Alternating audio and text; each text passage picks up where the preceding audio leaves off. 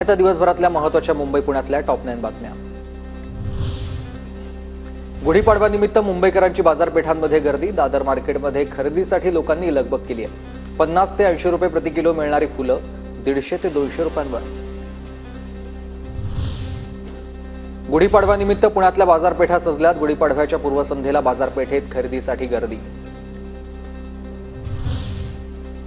ईदच्या दिवशी बेस्टच्या जादा बसेस चालवण्यात येणार आहेत। 128 जादा बस चालवण्याचा आराखडा तयार। राज्यात पुढील 4 ते 5 दिवस मध्यम स्वरूपाच्या पावसाची शक्यता। विदर्भातल्या काही जिल्ह्यांमध्ये गारपीट तर मुंबईत हलक्या स्वरूपाचा पाऊस पडण्याचा हवामान खात्याचा अंदाज।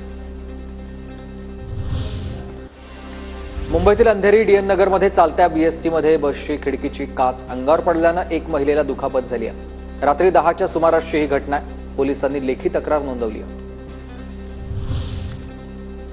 मुंबईतील रस्ते काँक्रिटीकरणाचे आयआयटी मुंबईकडून थर्ड पार्टी ऑडिट करण्यात येणार आहे आणि या कामासाठी मुंबई महानगरपालिकेकडून 38 कोटी रुपये खर्च होईल।